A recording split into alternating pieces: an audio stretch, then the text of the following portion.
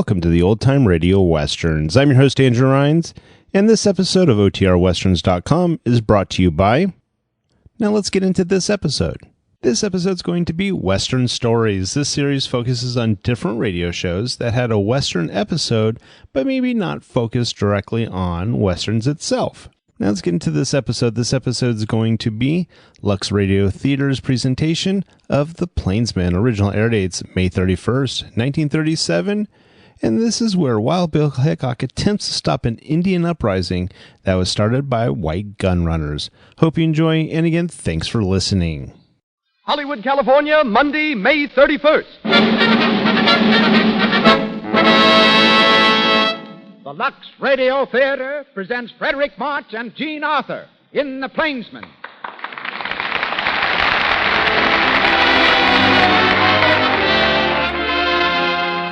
Lux presents Hollywood.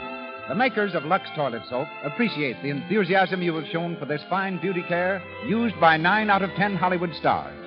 It is your regular purchase of Lux Toilet Soap that enables us to bring you this program. Our stars tonight are Fredric March, Jean Arthur, Porter Hall, Joan Fontaine, and Paul Harvey. Our guests, Sidney Skolsky, famed for his reports from the Hollywood newsfront, and Marie Osborne, Ginger Rogers' stand-in. Our producer, Cecil B. DeMille. Our conductor, Louis Silvers. From our theater on Hollywood Boulevard, we greet you all to another hour in the Lux Radio Theater.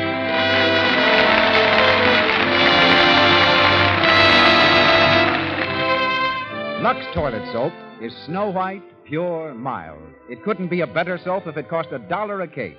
It has active lather that removes cosmetics thoroughly, guards against the little blemishes, dullness, and large pores that mean cosmetic skin. May I read you a typical letter from an enthusiastic member of our listening audience? I've had so much enjoyment from the Lux Radio Theater that I'm enclosing these Lux Toilet Soap wrappers just as a proof of my loyalty to your fine product. I've used Lux Toilet Soap since I first started to college and found out that Lux was the soap that most of my sorority sisters were using. Now that I'm married and my husband and I travel almost constantly, I'm especially grateful for Lux Toilet Soap. It gets off the travel dust gently and thoroughly, cares perfectly for my sensitive skin.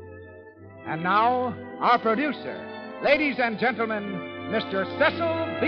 DeMille.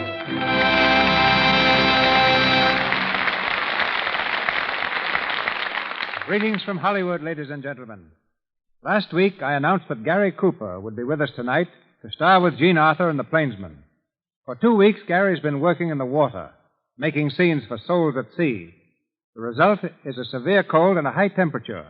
But ignoring both, Gary has insisted on rehearsing. He protested to his physician that we have a show to put on. And that, sick or not, his place tonight is here at the microphone.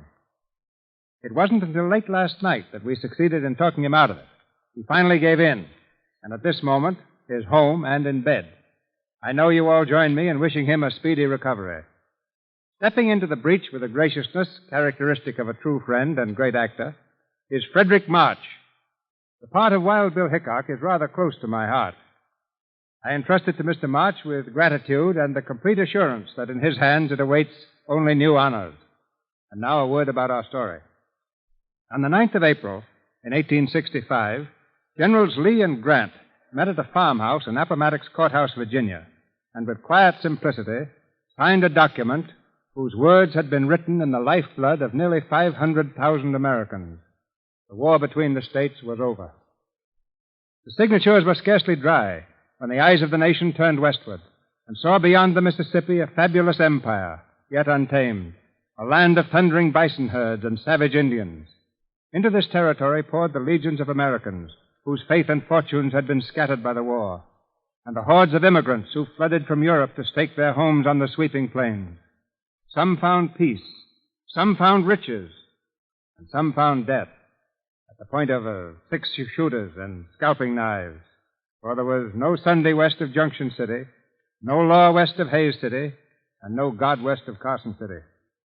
Out of this background was born The Plainsman, the first of a series of pictures based on the magnificent pageant of American history and its unsung heroes. A series which I am continuing with the story of Jean Lafitte, the buccaneer. Fredric March will again star for me in the role of this amazing pirate. Wild Bill Hickok was not an outlaw. He was a frontier marshal, gentleman, and the keenest shot in the West. And always in his shadow was the equally compelling character of Calamity Jane. My good fortune in securing Jean Arthur as Calamity in the screen version is repeated tonight.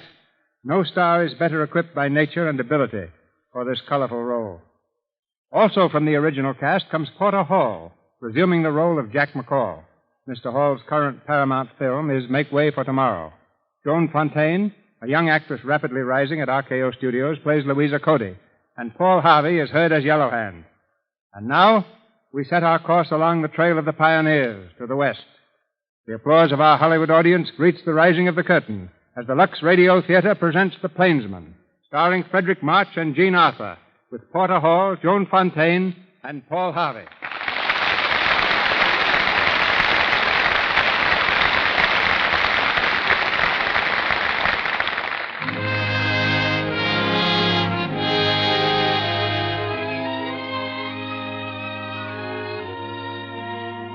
Among the soldiers who turned their faces homeward at the close of the war between the states was a man known to his friends and to his enemies as Wild Bill Hickok. His face was not turned toward the rolling pastures of the East, but toward the rugged hills and sweeping plains of the unborn West. At St. Louis, on the banks of the Mississippi, a riverboat is ready to leave for Leavenworth. Still wearing his army coat, Bill Hickok sits on the wharf, his long legs straddling a pile of luggage. A small boy eyes him with frank interest. Where you soldiering, mister? Oh, I'm all through, Sonny. The war's over. Didn't you hear? Yeah, I heard it, but I don't take no stock in it. What might your name be, mister? Oh, might be Bill. You ain't Buffalo Bill, are you? No. Oh. Well, now I'll tell you. If I wasn't myself, I'd just as soon be Buffalo Bill. He's a great scout, son. You know, I saw him shoot at a whole herd of buffalo once. I thought he'd miss, but two started coughing and fell down dead. He'd shot through 'em both, and he made the dust cloud up 1.5 miles away on the other side. Gee, Willikin. You know, that's the kind of shooting I aim to do. I can shoot pretty good now with my slingshot. Watch, mister. Hey, that's all right, Sonny. That whistle is just a half-minute wrong. Gee, that's a Jim Dandy watch you got there, mister. Plays a tune, too. Listen. Cute, isn't it? Hey, that's your picture stuck in the case? You're dressed like a scout there, and so's that girl with you. Is she your sister? No, that's Calamity Jane. Oh, I guess you're kind of looking out to see her again, ain't you, mister? I'm looking out to miss her. Listen, Sonny, you know what an Indian will do to you, but you never know what a woman will do. Well, if you don't like her, then what do you carry your picture around for? Well, you see, it's the best picture of me I ever had made. And if I cut her out, I'd cut off part of my chin. Get off that box, son. All right, you men. Throw those boxes on the boat and be quick about it. Yes, sir, Mr. Latimer. Yes, sir. Come on. Put your shoulders Hey, you forward. better move out of the way, son. Seems to be a powerful heavy shipment of farming tools going out to Hayes City. Says John Latimer on the boxes. Want to see me hit the O and John? Yeah. There. Want to try your luck, mister? No, I need a mighty good target. Say an Indian or a hold-up man. But if you... What you looking at, mister? I'm looking at a right good fighting man over there who's been fool enough to get himself married. Lend me a slingshot, Sonny. Now you watch it. Oh, who did that? Jiggers, you hit him in the pants. Come on. No, wait a minute, young'un. Who did that? Who hit me with that slingshot? Well, I reckon I did. Bill! Why, you long-legged, sagacious old gallanipper. What are you doing here? Just a minute, Bill. Here's a fellow who'd like to be introduced to you. Boy, you wouldn't know him in those tin-horn garments he's wearing. But here's the best scout west of the Mississippi. Shake hands with Buffalo Bill Cody. Buffalo Bill. Howdy, youngster. You mustered out yet, Bill? Yesterday. Well, you're not losing any time going up the big muddy. How long have you been out? Oh, about 3 months. Well, I see your wife hasn't cut your hair yet. I don't quite know what you mean, Bill. You heard what happened to Sampson after that Delilah woman opened up her barber shop. Has she tamed you yet? Now, look here, Bill. That ain't fair. She's different. You're different. All is gone. hurry. They're calling all aboard. Wait a minute, Louisa. I want you to meet the best friend a man ever had, Mr. Bill Hickok. Bill, this is my wife. Oh, I'm so glad to meet any friend of Will's. How'd you do, ma'am? Will, they'll be going. Come on, then. Is Miss Cody going west with you? That's a crazy question, Bill. Of course she is.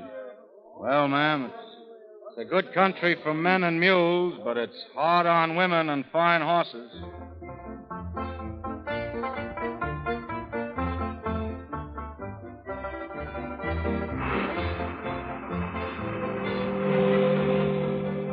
There he is, McCall, over there by the rail. Bill Hickok? Wild Bill Hickok. They say he can hit a dime at 30 pieces.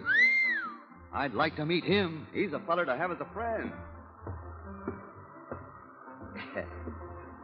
Evening, Mr. Hickok. I'm Jack McCall. Tickle to death to be traveling with you. Glad to know you, Mr. McCall. Ah, thanks. Hey, your toothpick's on fire. What? Oh, that ain't a toothpick, Mr. Hickok. It's a new fad. Cigarettes, they call 'em. Back east. Cigarettes, huh? Well, it's on fire.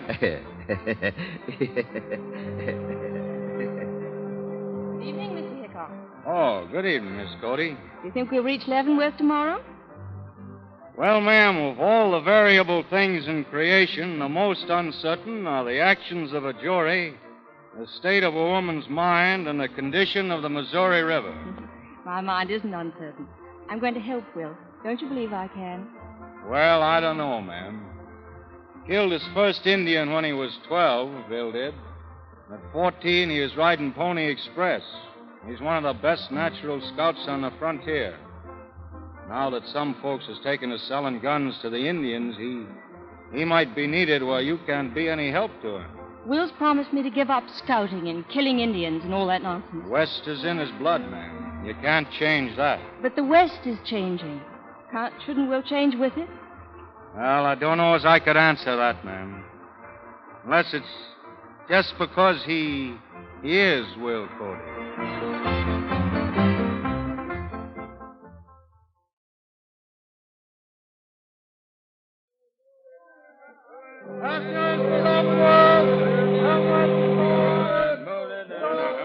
Hurry up for those boxes.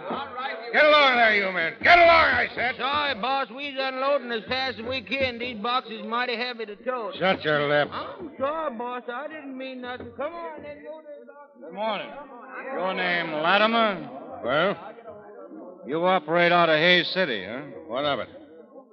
They didn't have any use for farming tools last time I was there. Well, they might have use for them now. Oh, sure.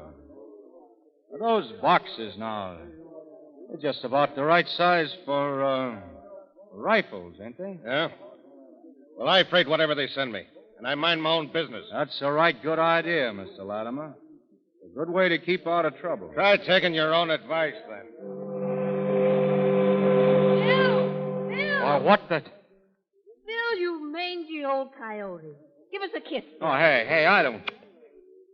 Oh, what'd you do that for, Calamity? You poor fleshing mule. You ain't wiping it off. You're rubbing it in. Bill, you're back. Are you going to stay in Leavenworth? Are you? I could. I'm going on to Hayes City. Well, that's good, because I'm driving the stage. You driving? Sure. Say, why don't you write me any letters, Bill? Didn't know you could read. I could read if you could write. A woman who had a fella at every stage station and a beau in every cavalry troop west of the Missouri. That woman don't need any letters from me. Oh, Bill, why, those fellers didn't mean nothing to me. Well, they did to me. You'll have to excuse me now. I'm keeping a lady waiting. What lady? Standing up there next to Bill Cody, I'm helping put her things in the stage. Is that chipmunk yours? Did you bring her with you? Oh, what if I did? Nothing to you. Ain't it? After you run out on me, you slab-sided box-toting rat, you brung that honky-tonk mop... Shut up, Calamity. And stay that way. You... See that? She whipped his hat clean off his head. Tip your hat when you speak to a lady. Yeah, I will. When I speak to a lady. Bill. Oh, Bill. Hi, Calamity. Well, Bill Cody. Hey, what are you doing in them buzzard feathers? Come here, Calamity. I want to introduce you. Louisa. Yes, Bill? Lou, this is Calamity Jane. Everybody knows her. Born and bred out yonder. Rides better than a man, drives stage. Now, wait, Cody. Is she your mother? She's Mrs. Cody. Your wife? Oh. Well, I'm certainly glad to know you, Miss Cody. All passengers for Hague City, Calamity. Suits me. You better get in, folks. It's a long ride.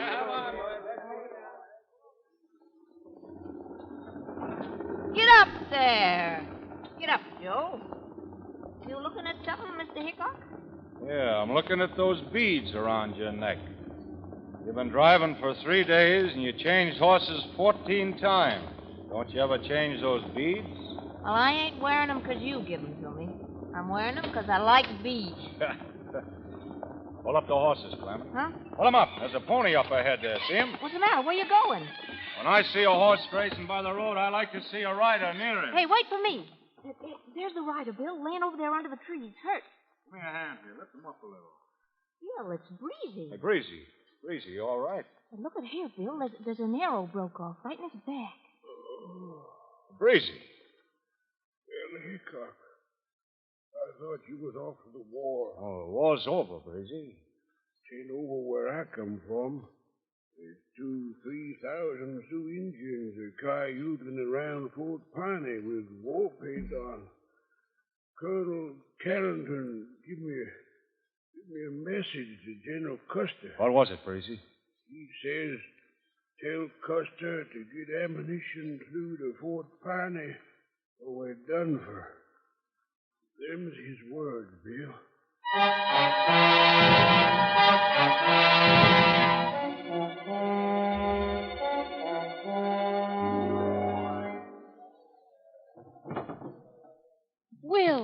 Will, close that door.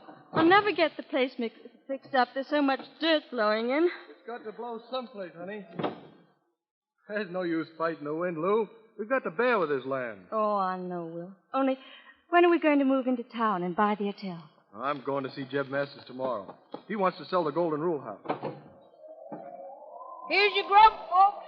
Why, come in, Miss Calamity. What'd you bring, Calamity? Well, I got something to fry and something to boil and a jug of whiskey. Say, this is a grand shebang you got here. Oh, how can you say that? It's so dusty, and I haven't got my curtains hung yet. Give your wife a hand, you long-legged two-spot. Sure, toss him over, Calamity. Somebody's knocking? What's that for? Come in. Hello, Bill. Hiya, Bill. What'd you knock for? Good morning. Hey, that curtain looks right pretty out there. And you handle it better than a horse blanket, Bill. I've had enough experience with horse blankets. Lou says I've had too much. Oh, that's too bad. Because there's a horse outside waiting for you now. You trying to trade, Bill? Yeah. A hotel for the lives of 48 men. And 10,000 rounds of ammunition thrown in. What do you mean? Well, Chief Yellowhand is on the warpath, ma'am. He's an old friend of mine, Yellowhand.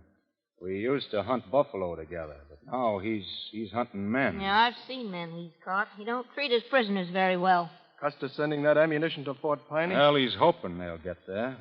If 48 cavalrymen can dodge about 1,000 Cheyenne. Those swatties will never make it. How's he sending them? And through Deep Valley to the upper fort of the Republican. But there's no trail. They might get through that way. They would if Bill Cody showed them how. Will isn't going. He has nothing to do with the Army now. He's promised. That's just what I told Custer. What did you tell him? That you wouldn't go? You know that's a lie. Oh, Mr. Hickok, Will promised me. I can't let him go. Well, there are some things, ma'am, that have to be done. You know what? Well, Lincoln sort of set a goal that we have to work toward. He says the frontier must be made safe. But Lincoln's dead. What right have the dead to tell the living what to do? His words are alive, ma'am. Bill Cody knows that as well as I do. Oh, Will, I was afraid of this. You can't leave me. You can't. You never seen the Indian tribes at war, ma'am. You never seen men burned and mutilated and the bodies of women burned. Babies dragged from their mother's arms and dashed That's against enough, Bill. I'll be ready to go in a few minutes. Why is it you aren't going, Mr. Hickok? Well, I have to pay a call on an old friend. Bill, wait. You're going after Yellowhand. I told Custer I would. You're going out alone. Bill, you're cold decker. Ain't you got no sense? Oh, it's all right. Maybe I can bring you back another string of beads.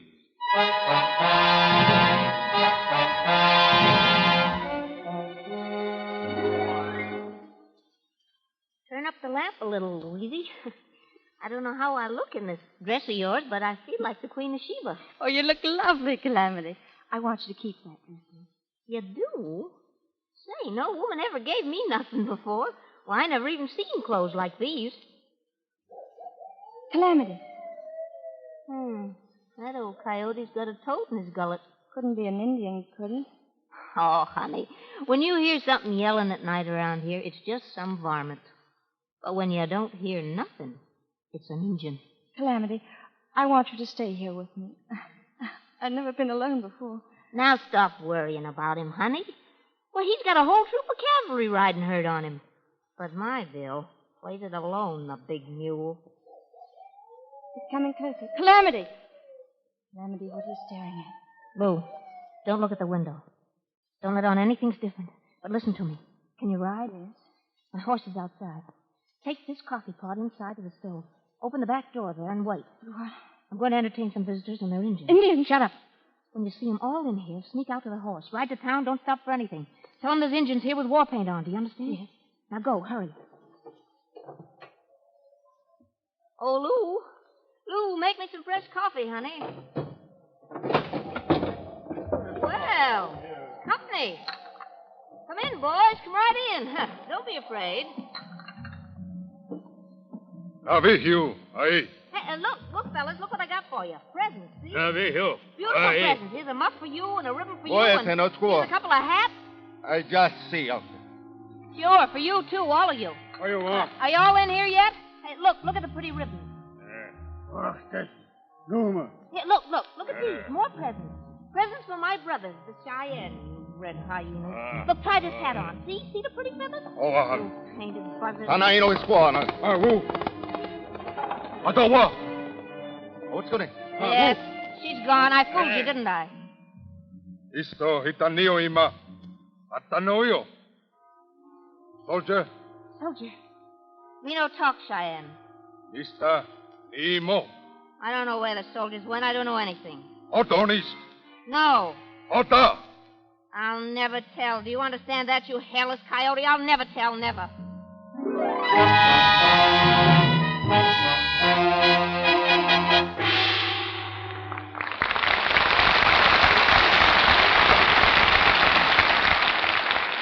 Here in Hollywood, over on Gower, there's a little brother who likes to play jokes on his big sister. He's been at it again, and now let's listen in on Sue, the victim, just home from a hard day's work as a secretary in one of the studios. Honestly, Mother, it gets my goat. That little devil knows I have a date with Bill, and he's gone and stolen the last cake of Lux toilet soap out of the bathroom. Gee, I just depend on that beauty bath to pet me up. Never mind, dear. I'll see that he goes to the store this minute to buy more. That's a mean trick to play. Tommy? You better go and have some Lux soap. Mother was a peach to make Tommy get this Lux toilet soap for me. There's nothing so restful and sort of luxurious as a bath with this nice, fragrant soap. And it does leave your skin smelling divine.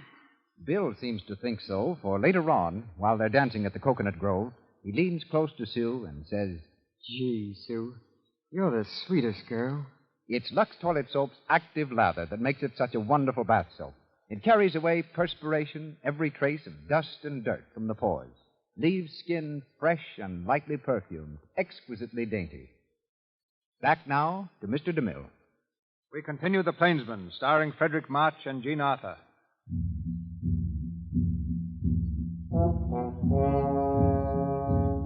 Taken prisoner by the Cheyenne, Calamity Jane is led across the plains to Yellow Hand's camp. With her hands tied behind her back and a rope around her neck, she stumbles through the prairie grass between two lines of Indians. Suddenly, on the crest of a hill, a mounted figure appears. Yahoo! Bill! Bihuino. Bill, get out of here. Go back. He's a Yellow Hand's men. Ain't you got no sense, Bill? Oh, Let go of me, you squint-eyed. Oh, Fawayini. Ista ho imadone. Shoot your way out, Bill. Quick, are you crazy? Shut up, Calamity. You got a tomahawk in your brains if you keep on asking for it. What are you doing here? Indians will sell most anything. They may sell you. His tons, eh? Oh, Bill. Not your watch. Don't give him that. Ahiva Hamaatanoi. What's he saying? He wants my gun. Don't give him to him. It's all right. Oh, Bill, you crazy fool. Iubi Honna. Let's say ho Natova. He says he's going to take us to Yellowhand. He can't let us go unless Yellowhand's willing. Oh, Well, you done it, didn't you? Yeah, I done it, all right. Bill, why'd you get yourself into this? Was it for me? Well, I thought you were Miss Cody in that dress. Bill, you offered up your watch and your guns. That couldn't have been on account of me either, could it? Could it, Bill? No, I wanted to be taken to Yellowhand to find out what he's up to. Oh. Bill, what'll they do to us? We'll soon find out.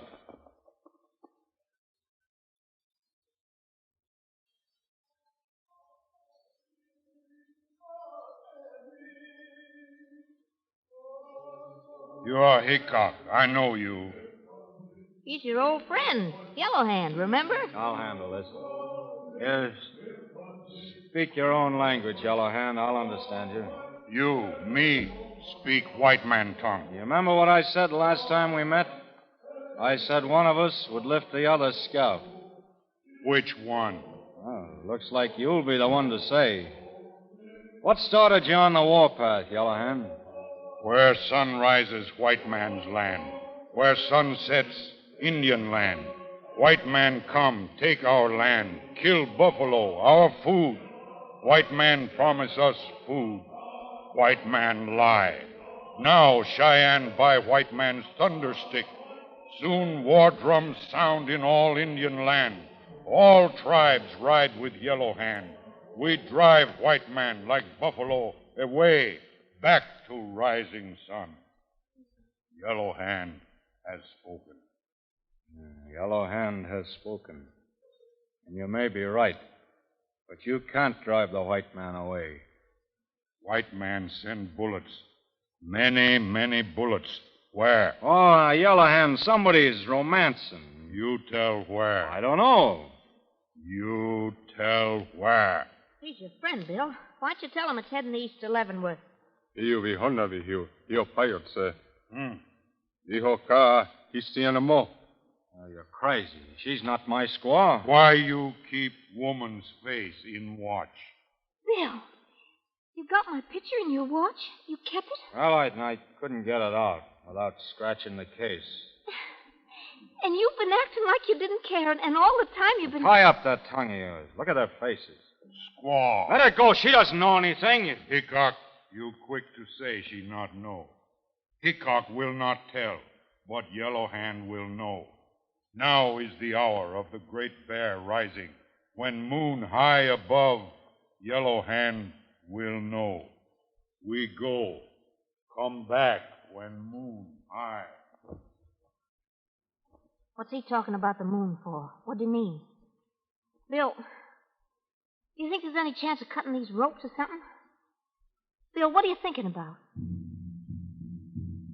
I'm looking at that box over there. I'm thinking about John Latimer's farming tools that came up on the boat. You see there? That's his name on the side. He's the one who's selling rifles to the Indians. Oh, rifles. And better rifles than we have. 7 shots. And every shot may mean the life of a white man. But what about us, Bill? What do you think they're fixing to do to us? I think maybe you gave him an idea of what to do. What, Bill? Yellowhand's a pretty smart Indian.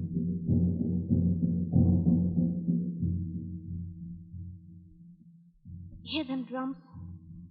That's taps for us, ain't it? Won't be so hard going out together. Be harder than you know. Calamity, there are only 2 of us. 2 lives against all those men in the ammunition train. But I don't want to die, Bill. I don't want to die. Now, hang on to yourself. Oh, you'll have to help me, Bill. Just like you did the first time I ever saw you, remember? I was just a kid. Hadn't no more sense than I got now. Heading down the grade, regardless, with no brakes on. I loved you then, Bill. Just like I do now. Looks like that moon's about ready to show. You never even gave me a picture. but you carried mine. I know you care about me a little. Couldn't you say it just once? Maybe they'll let us go after all. Bill Hickok, you ornery son of a mule. You wouldn't give a bad dime to a sick kid, would you? Well, you may be right, Calamity. No, I ain't. I know it. I ain't worth a bad dime. But every night I talk to you, Bill, wanting you. And I know you feel the same way. Why won't you give in and tell me? Oh, what difference would it make now? If only I could hear you say it once. I'd have something to keep, like it was kind of holy, like it was with me forever. Calamity. Oh, Yellow Hand. Moon high now. Yellow Hand will find out which way soldiers go. Hickok tell. Louisa. Let him alone, you red devils. Bill. Yes, Calamity. I do love you. Ahorita. Walk over. Bill. Bill. You come too. You look. What are you going to do to him? What are you going to do? Fire ready. You're going to burn him? You know which way soldier take bullets. Yellow Hand must know. When he know, you go free. Hickok go free. Don't talk to him, Calamity. Don't trust him no matter what happens. Fire start. Soon Hickok will be dead. Will you tell which way soldiers go? Bill Cody's with that ammunition. 48 men are there, Calamity. Which way? No. Tell which way. No. Which way? No, don't. Don't let them do it. Oh, just... Which way? Don't forget Cody. And all those men, don't think of me. Remember what I told you. No. Oh, they're burning him. They're killing him. Can't you see? Put out the fire. Put out the fire. Which way soldiers go? By Dean Valley. To the upper ford. Woman no lie. Hickok and woman free. Worcester, Neva.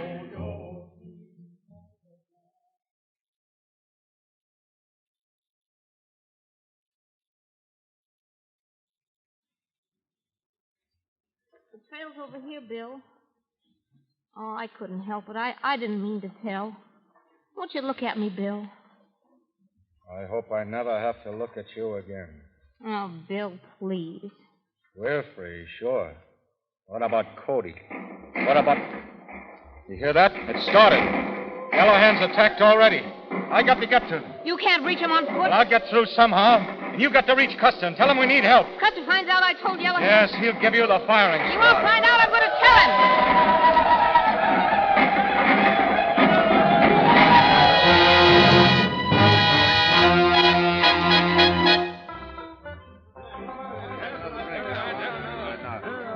I tell you, it was her brought the Indians down on them. She must have told Yellow Hand. There she is, over there at that table. Oh, let her alone. He never was no good anyhow. Why don't somebody do something about it? Only 18 men came back out of 48. She's a bad lot. Well, we'll make her pay for it. we'll make her pay Cheyennes must have paid her plenty, too. That's right, McCall. They paid this woman in money, but they paid our soldiers in blood. What are you going to do about it? Talk's cheap, you loudmouth liar. Let's see you fight. Hey, get that whip away from her. Hey, if you were a man, we'd know what to do with you. Go ahead, you crossbred rat. If you was a man, you wouldn't be here. Run her out of town. Get tar and feathers. Tar and feathers is too good for her. That's the way to talk. Get a rail, somebody. What do you want with a rail, Jack McCall? Huh? Bill. What's going on? We're going to run her out of town. Why? You know what she done? She told the Injun that... Well, she's a woman, isn't she, McCall? Women talk a little too much sometimes. This woman's going to get what's coming to her. Run her out of town. Come on. Yeah, and men talk a little too much sometimes, too. I know what's in your minds. Yes, there were soldiers killed. I saw them. I was there. And they were killed by bullets. Bullets from repeating rifles. You know, Lincoln says that this country's got to be made safe. Those are his words.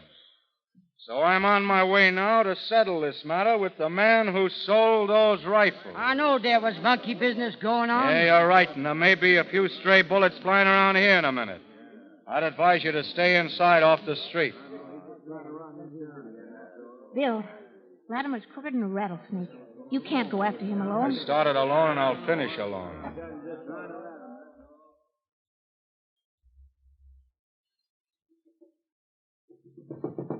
Who is it? Jack McCall. Let me in. Well, what do you want, McCall? Mr. Latimer, I want to do you a big favor. Yeah? Hickok's after you. Wild Bill. He says you're the cause of all these Indian massacres. He's on his way here now. Yes, huh? Yes, you better do something about it, and do it fast, Mr. Latimer. He's a dead shot. Yeah. Yeah. He wouldn't shoot at a soldier, though, would he? Soldier? What do you mean? There are 3 men working for me, deserters, but they're still wearing uniforms. They can handle Mr. Hickok. They can handle him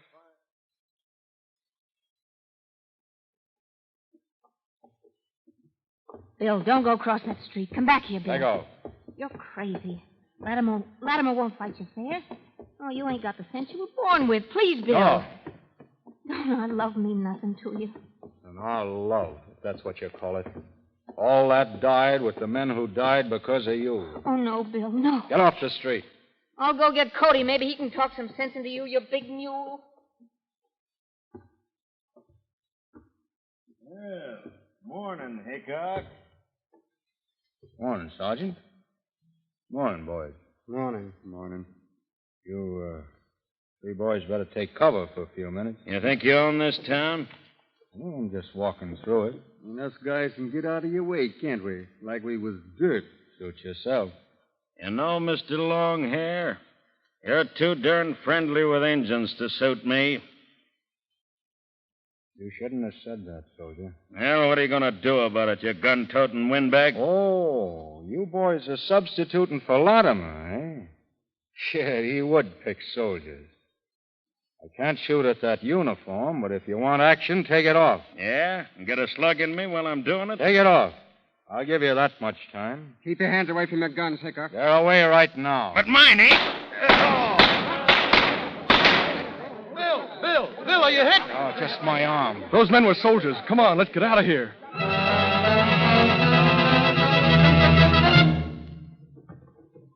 Sit down over here, Bill. There we are. Louisa. I'll be all right. Look, don't let them find me in your house. Bullet went clean through, but it's bleeding bad. Will, what happened? He's just shot 3 soldiers. Oh, are they dead? Yes, get some water. You brought this man into our house? A murderer? Oh, when is this going to stop? When will it ever stop? This killing and killing. Why don't they kill him, too? Then you can be next to me. Louisa, he's my I friend. didn't mean to bother you, ma'am. I'll be going. You sit right down again, Bill Hickok. You can't go bleeding like that, whatever you've done. Thank you, ma'am. You know, I never was a murderer. I never did fight unless put upon. Thou shalt not kill. No ghosts ever came bothering me. It's always been the other man or me in a fair fight. What right have you to judge who is to live or die? Put away your guns, Mr. Hickok. No, I can't do that, ma'am. Until I find John Latimer. Cody, open up. It's me. Calamity. Where's Bill? Oh, Bill. Did they hurt you much? I'm all right.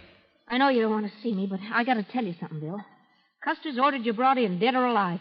The troopers have combed over every hiding by the river. They'll be out this way next. He's going back to find Latimer. Latimer's gone, pulled out with his wagon. Where? Nobody knows. I'll find him. Of course you will, Bill. Someday you're bound to. But don't try to find his trail now. Just try to save yourself from Custer's men. No telling what they'll do to you. If Latimer's pulled out with his wagons, those wagons are loaded. I know what I have to do. Yeah. Help me up. You'll get me a horse, Bill? Sure. I'll have him saddled and ready. I'll help you, Will.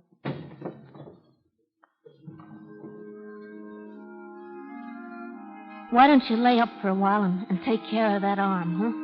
That's what I'll do. Yeah, I'll need this arm when I find Latimer. Oh, forget it, will you? You ain't got a chance against Latimer's men. You got nothing to lose. Nothing but your life. Bill Hickok, when you talk like that, I could bounce a rock off in your bean. Well, why don't you try it next time you see me? When'll that be, Bill? Where? Oh, up around Deadwood someplace. Never can tell. I gotta get out of here, too, after what I done.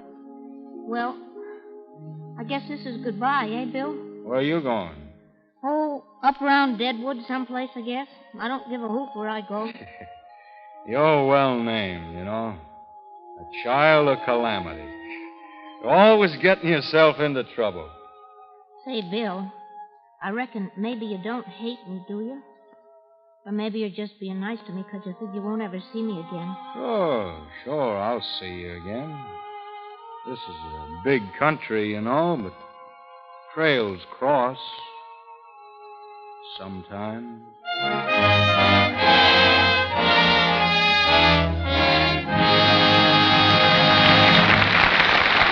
We pause for station identification. This is the Columbia Broadcasting System.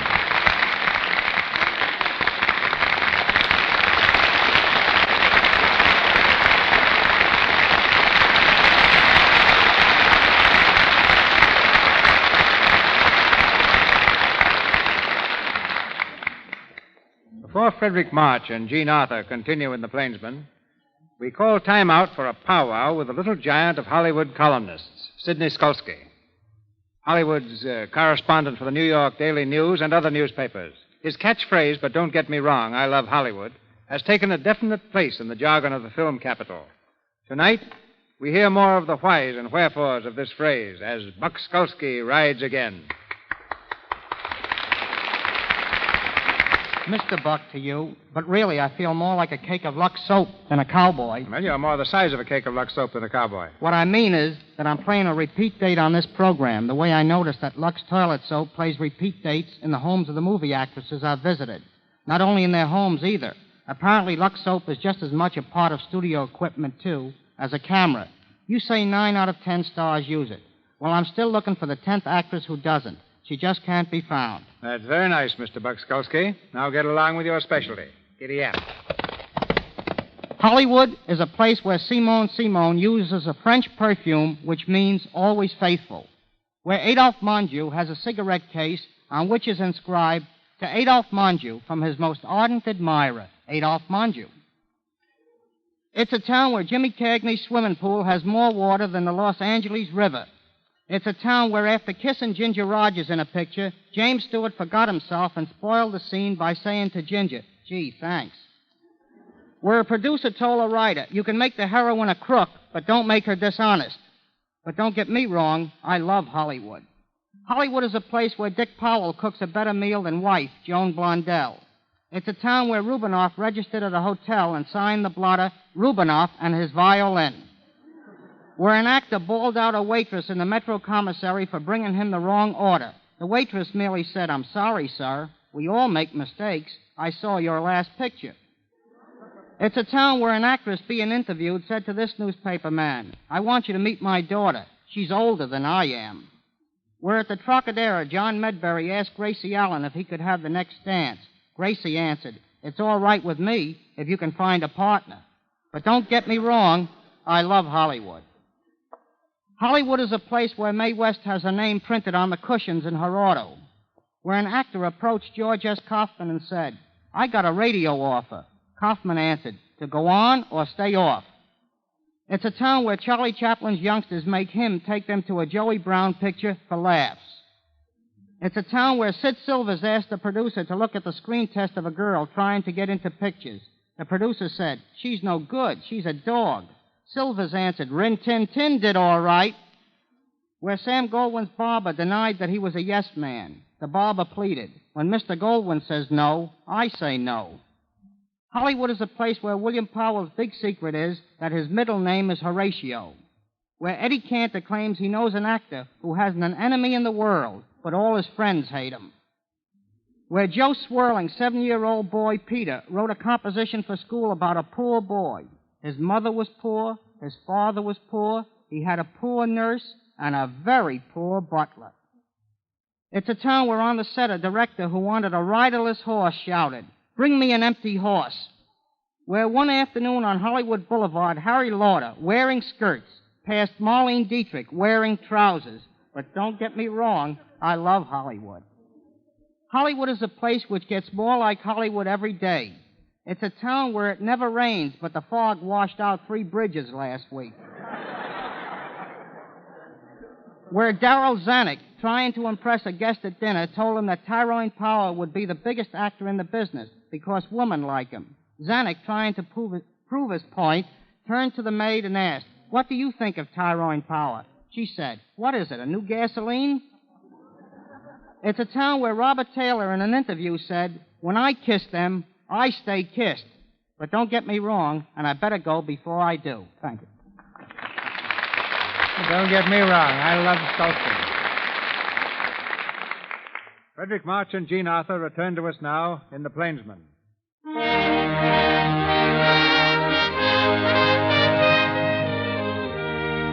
It was many weeks before the trails of Hickok and Calamity Jane crossed again. In the Bella Union Saloon in Deadwood, Calamity stands behind the bar serving drinks. Hickok comes from the street and moves slowly across the room. You can set one up here, Calamity. Bill Hickok. Hiya, Calamity. Bill, you come back. Gee, I kept watching. I kept asking. Nobody'd seen you. Nobody'd heard. Well, I haven't been out much in what you might call society. I only had one caller, Bill Cody. Custer sent him to bring me back. Cody found you then. Say, Bill, you didn't... Oh, hurt Cody? No, he's all right. We heard from a brave up there in the hills about Custer. He was wiped out, his whole battalion. Yeah. Cody went on to meet General Merritt. I promised to wait for him here. Wasn't your fault, them 3 soldiers getting killed that time. Say, you won't have to move on again, will you, Bill? No, I got a hunch that this is going to be my last camp, Calamity. You mean you're settling down? You're going to stay here? Yeah, I got a feeling I'm going to stay here. You need a drink. You know, I've been thinking. The West is getting to be a new kind of place. Cody's done the right thing. He's changed. What place is it going to be for a 2-gun plainsman? You're talking crazy, Bill. You're the best man in this country. I don't know who thinks so. I think so, Bill. Say, if you think Cody's done right, settling down and all, maybe that's what you'd like to do, huh? Have a home and things and someone to cook your meals and... Oh, doesn't sound so bad. Bill. I'll be a big man around here someday. You wait till you see. Is that Jack McCall over there? Yeah, he's been bragging around here for a month. All right, laugh. Hello, Calamity. Give us a drink. Those fellas think that... Bill Hickok. Hello, McCall. I said hello. What are you looking at me for? I didn't do nothing, Mr. Hickok. I didn't do nothing. What's he talking about, Calamity? He's scared of you, Bill, because he sneaked and told Latimer you was looking for him back in Hayes City. What? Well, she's lying, Mr. Hickok. She's lying. Am I? You're thick with Latimer right now. No, Mr. Hickok. Shut up. McCall, a year ago, I'd have shot you dead on sight. But now... Go buy yourself a drink. Thanks, Mr. Hickok. Bill, you let him off. Well, I'm getting to think that maybe Louisa was right. Who am I to decide whether a man's to live or die? I had another reason, too. If he warned Latimer once, he's going to do it again now. Guess I'll step out and follow him. I'll go with you. You stay where you are. Say, Calamity, I kind of like to have you take my watch. Here. It's about the only thing I have that's worth keeping. Bill, if you got a wrong hunch, don't go out there. Don't forget to wind it. You're a mule-headed man, Bill Hickok. Hey, Calamity. Don't bother me, Dave. What's eating you? I just want you to hold this gun back here for a while. Belongs to Colorado Charlie, and he's acting up. Might drill somebody. Give me the gun. Where you putting it? It's in the drawer with the cards. Now let me alone.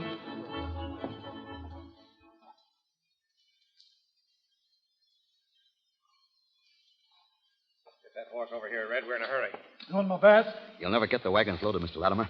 He'll be watching for you. Shut up, McCall. Come on, Red. Come on, Jake. We've got $10,000 worth of stuff here, and we... Oh. It's Hickok. Hiya, Latimer. I want to talk to you. Any objections, gentlemen? Where are you going with the wagons, Latimer? I'm going out of town. What have you got them loaded with? Buffalo hides. You can see, can't you? The wagons are headed north, Latimer. Surely you're not selling buffalo hides to Sitting Bull's Indians. Take off those top hides. Let me see what's under them. Jake. Yeah. No, not Jake. You. Oh. All right. I don't know what your authority is for this, but you must have it. Keep your right hand in sight, Latimer. Sure. Don't kill me! Keep your hands off your guns. There'll be more dead men here than the town can afford to bury. Latimer. He's dead. Drop your gun, Jake. Bill, you all right? Sure. I'm taking these fellows in the Bella Union. Calamity, go out in. Get ahead of me. Go on, you men, inside. No, not me. I just know Mr. Latimer. You just knew Mr. Latimer, McCall. You better get inside, too. Sure, Mr. Hickok. Whatever you say. Calamity. Yes, Bill. Cody and the 5th Cavalry's on its way. Step out here and keep an eye out for him. Sure, Bill. All right, now inside, Jake. Red. And McCall, Joe, step lively. Yeah. Now, gentlemen, we're all going to stay here for a while. So sit down. Maybe a long wait. What are we waiting for? We're waiting, Jake, until General Merritt gets here with the 5th Cavalry. Takes over those rifles outside. And any objections? When are they coming? Maybe today, maybe tomorrow, maybe a week. When I have to wait, I believe in entertainment. Furthermore, I'm short of funds. Get some cards, McCall. Yes, sir. See if you can find some fresh ones. Sure. Calamity keeps them over here behind the bar.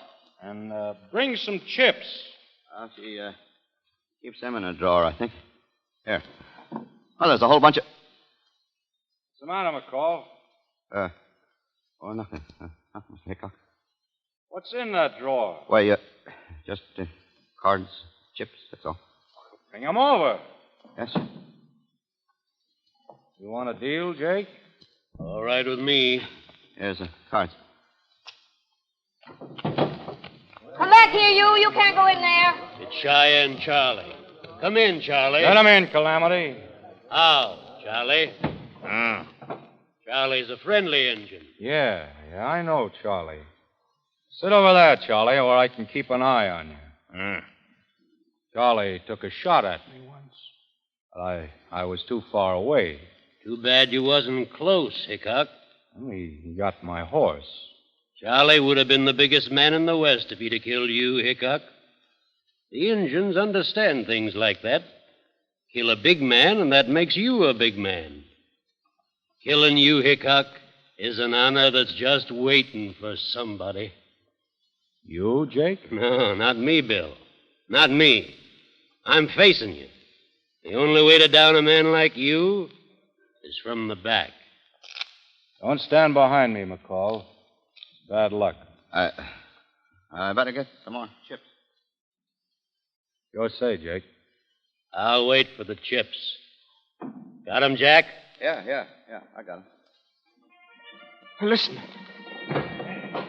It's the cavalry, Bill. The cavalry. You know what they'll do? It's a rope necktie for us. Sit down. We'll play out this hand. Hey, Calamity, find Cody and General Merritt and bring them here. Play your hand, Jake. I'm calling you, Hickok. Black aces and eights. Your luck's changed. I've got 3 queens. I'm afraid you lose, Hickok. Oh, man's bound to lose sooner or later. Give it to him, Jack. I got him. I killed Hickok. Get out, quick. Come on, to the wagon. Come on.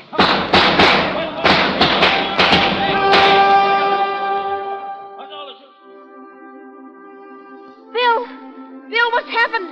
Bill, oh, what did they do? What did they do to you, Bill? Bill, look at me. Bill, can you hear me? Oh, Bill, I told you not to do it. Bill, what? In here, General Merritt. I want to meet Bill Hickok. Calamity, where's Bill? We got Latimer's crowd, all of them. General Merritt said, Calamity, what's happened to him? He's dead. My Bill's dead. Dead? He was going to be let off. There's your prisoner, General Merritt. We won't forget what Bill Hickok has done, Cody. We'll remember. All of us will. All of us. Oh, Bill. That's one kiss you won't wipe off.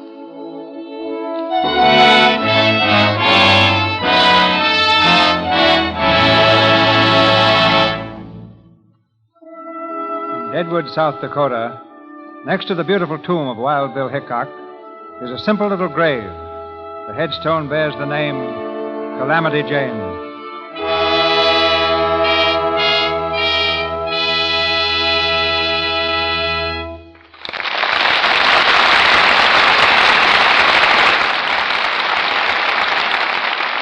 Each week in the Lux Radio Theater, we try to show you some new aspect of Hollywood through the eyes of those behind the screen.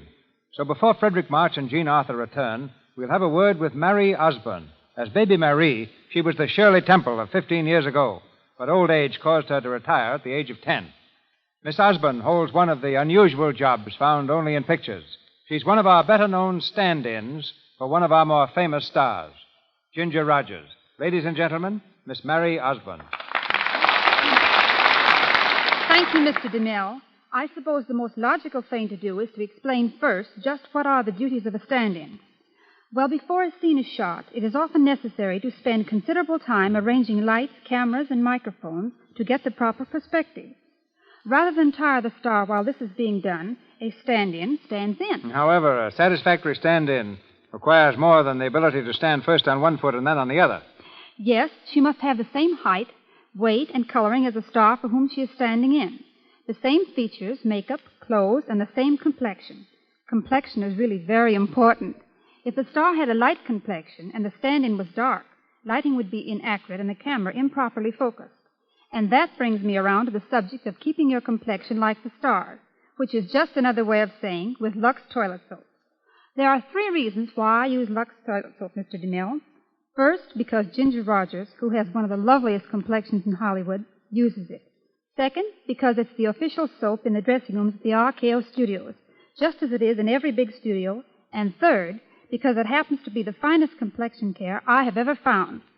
In all sincerity, I know of nothing better for removing makeup and keeping the skin smooth and soft than Lux toilet soap.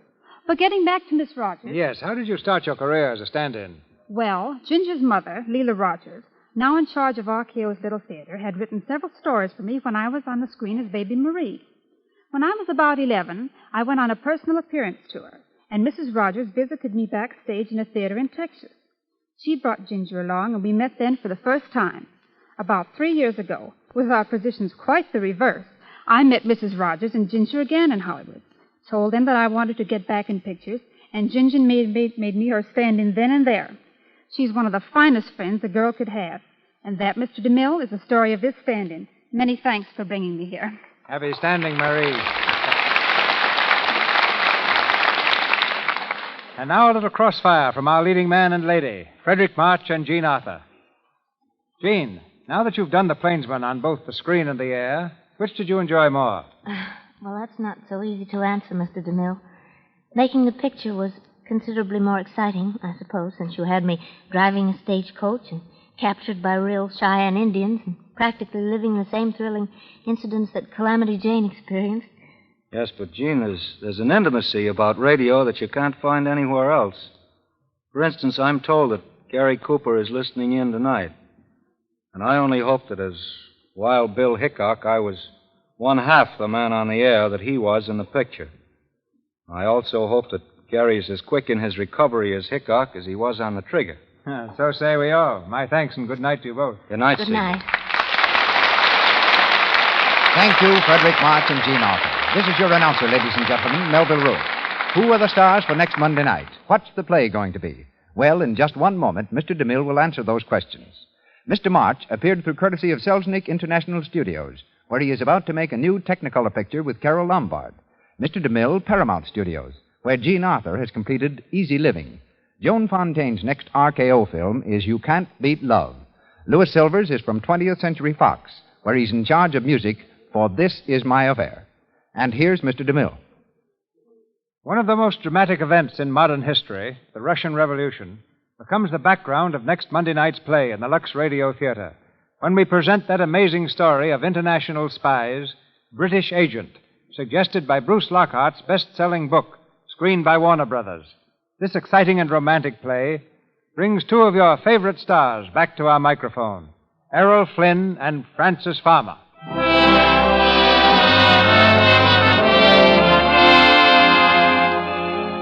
Our sponsors, the makers of Lux Toilet Soap, join me in inviting you to be with us again next Monday night when the Lux Radio Theater presents Errol Flynn and Frances Farmer in British Agent. This is Cecil B. DeMille saying good night to you from Hollywood.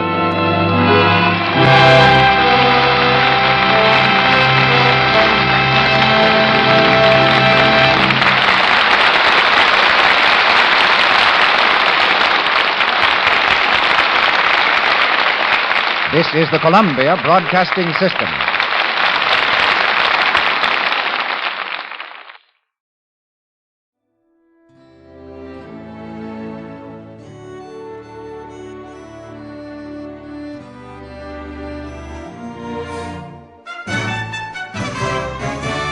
This has been a presentation of OTRWesterns.com, and we hope you enjoyed. Please take some time to like and rate our shows in your favorite podcast application. Follow us on Facebook by going to OTRWesterns.com/Facebook.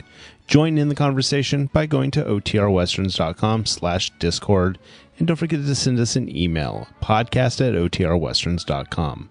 This episode is copyright under the Attribution Non-Commercial Share Alike copyright. For more information, go to OTRWesterns.com/copyright. Have a great day, and again, thanks for listening.